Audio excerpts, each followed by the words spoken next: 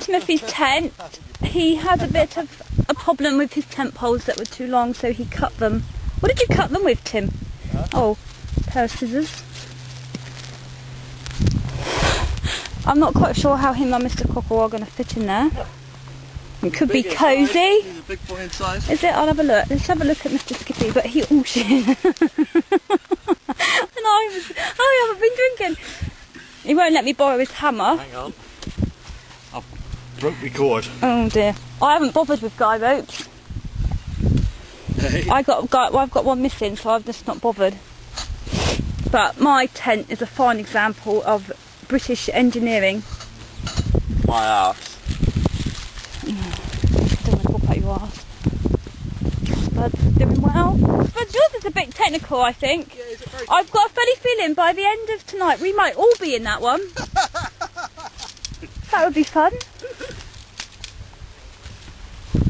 How are you going to tell your dad but you've chopped up your tent poles then? Nah.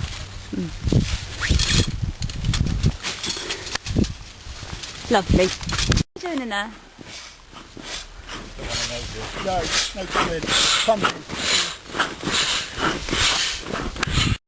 Here we are in sunny Cardiff. I've got my tent up, my bed's made, which also doubles up very nicely as a sun lounger.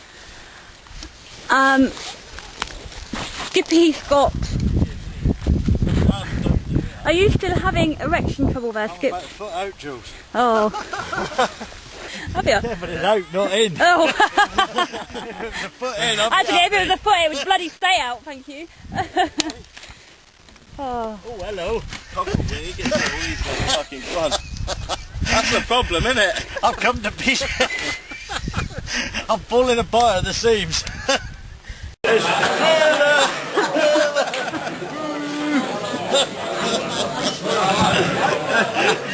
Come on, Simba and walk.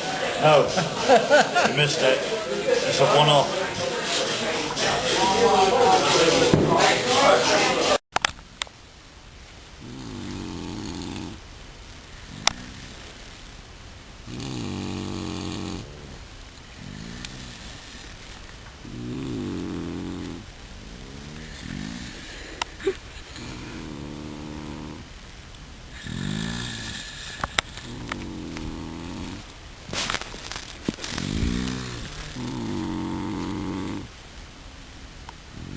Breakfast. Oh my god, my head.